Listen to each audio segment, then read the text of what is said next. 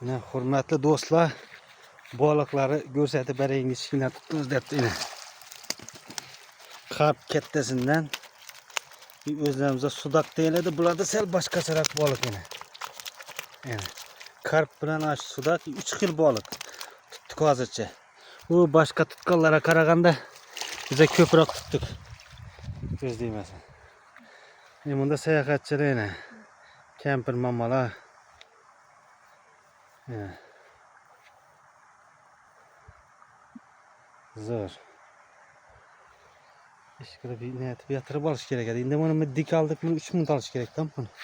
Ona kalk tut. Azgına göremiz yine.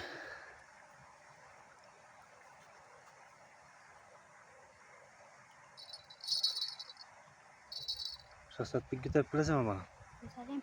Yok dur inmedim kalk tut der. Eminler aktarım.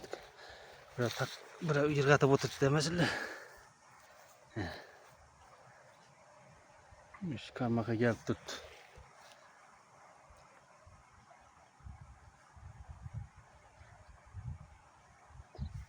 Onu.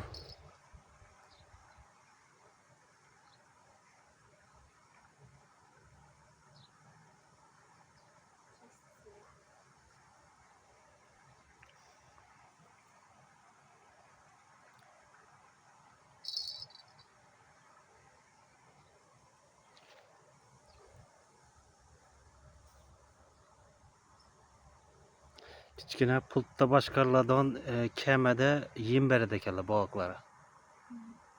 Pultda boshqarib aylanib ketdi şeyler. Kichkina kema. Shunda yem yuboradi ekan shu kichkina kemada.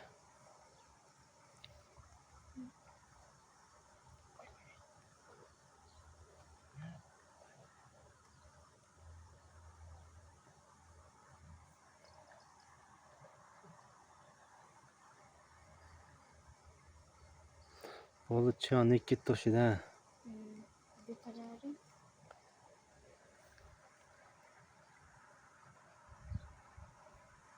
Fakat tortkan sen tort bilesin bak. Çep kolundan urakan. Başta güter. Tur onunla tur. Güter ha. Tuğla indi el diye. Tuğla ha şimdi. Asta öyle etme. Haytım çağını gitti onu. Evet çağını ilder taşımıza at.